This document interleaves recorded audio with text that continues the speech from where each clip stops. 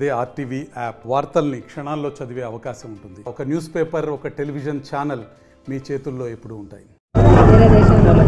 నా పేరు గౌరీష్. ఇది సంధ్యకులూరు గ్రామం, ఆదోని మండలం, కర్నూలు డిస్ట్రిక్ట్, ఆంధ్రప్రదేశ్. ప్రతి హోలీ రోజు సంధ్యకులూరు గ్రామంలో 2 రోజుల పండుగ చేసుకుంటాము.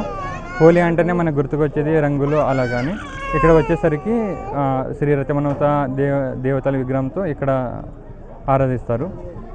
ప్రతి ఇంటి నుంచి ప్రతి మగవాళ్ళు ఆడవేషాలు వేసుకుని ఇక్కడ వచ్చి దేవునికి నైవేద్యం కానీ ఆరతి కానీ సమర్పిస్తారు. ఇది నేను ఫస్ట్ ఇయర్ వేయడం. ఇంతకుముందు అయితే మా బాబాయి, మా తాతల తరాల నుంచి ఇలా వస్తూనే ఉన్న ఆచారం ఇది. అంతే అర్థమండి. ఇది ప్రతి ఇంటి నుంచి ప్రతి ఒక్కరు వేస్తారు. ఈరోజు కొంతమంది వచ్చి డైరెక్ట్ దేవునికి వచ్చి ఆరాధిస్తారు. రేపైతే ఇంకా రేపు కూడా వేస్తారు. రేపు కూడా ఊరు మొత్తం తిరిగి వచ్చి దేవునికి సమర్పిస్తారు, ఆరతి ఇస్తారు. వాళ్ళు ఏ కోరికనుకున్నా, లైక్ ఆరోగ్యం పరంగా కానీ, జాబు పరంగా కానీ, అందరు బాగుండాలని కానీ, పంటలు బాగా పండాలని కానీ, ఇలా దేవునికి ఇలా ఆడవాళ్ళ వేసుకొని వచ్చి సమర్పిస్తారు. ఇది నేను ఫస్ట్ ఇయర్ వేయడం. ఇది ఇంతకుముందు వర్క్ నేను హైదరాబాద్లో జాబ్ చేస్తాను. ఏ పండగకి ఊర్లో ఎక్కడున్నా అందరూ ఈ పండగకి అందరూ ఇక్కడికి వచ్చేస్తారు. హైదరాబాద్లో బాగా వర్క్ చేసినా, బెంగళూరులో కానీ ఎక్కడ చేసినా కూడా ఈ పండగకి అందరూ ఇక్కడికి వచ్చేస్తారు. నా పేరు మహేష్. కర్నూలు జిల్లా ఆదోని మండలం సంతేకూడలూరు గ్రామంలో ఈరోజు హోలీ పండుగ బాగా జరుపుకుంటారు.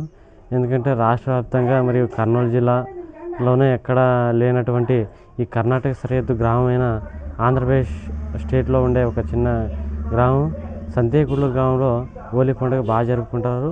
ఎందుకంటే మగవాళ్ళంతా ఆడవేషాన్ని వేసుకుని వాళ్ళ యొక్క మొక్కుకొని దేవుని దగ్గర వెళ్ళి మొక్కుబడి తీర్చుకుంటారు.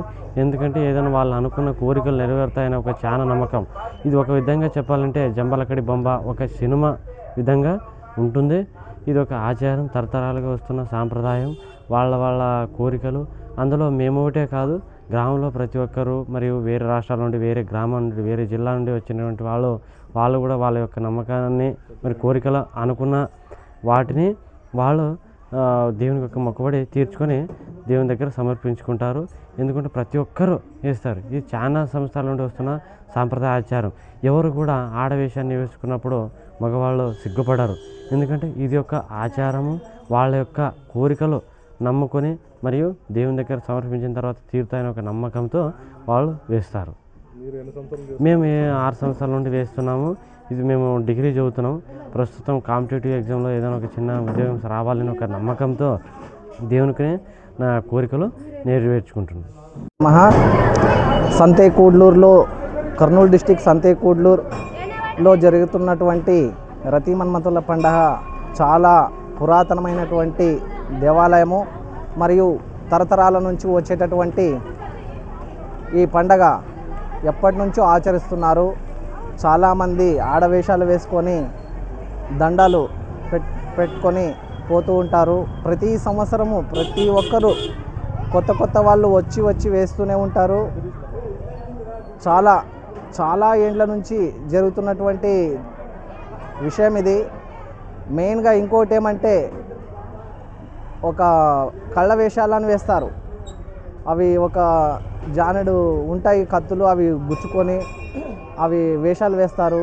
మళ్ళీ దారాలు 108 పూర్ల దారాలు ఉంటాయి. అవి కూడా రేపు సాయంత్రము దారం తీసుకొని దవడలోంచి తీసి ప్రతి సంవత్సరం ఒకే ఇంట్లో వాళ్ళకే వేస్తున్నటువంటి ఆచారం ఇది. పురాతనమైనటువంటి ఆచారము అలాగే కొనసాగుతూనే ఉంది. మరి చిన్నపిల్లల్ని రతిమన్మతులుగా చేసి కూర్చోబెడుతున్నారు. ఇది పండగ ఎందువలన వచ్చిందంటే, పురాతనంగా మన శివపార్వతులు శివునికి పిల్లలు కలగాలనే ఉద్దేశంతోనే మన్మథుడు బాణాన్ని వేసింటాడు శివునికి. ఆ బాణాన్ని వేసినందువలన శివునికి ఆయనలో కామం ఉద్రేకించి దాని నుంచి ఒక రాక్షసుడు ఉద్భవించి ఒక పెద్ద సంఘటనలు చాలా జరిగినాయి. అటువంటి సంఘటనలు జరిగినటువంటి దానినే ఇక్కడ పండగలుగా మనం ఆచరిస్తున్నటువంటి మంచి విషయం అని చెప్తున్నాను.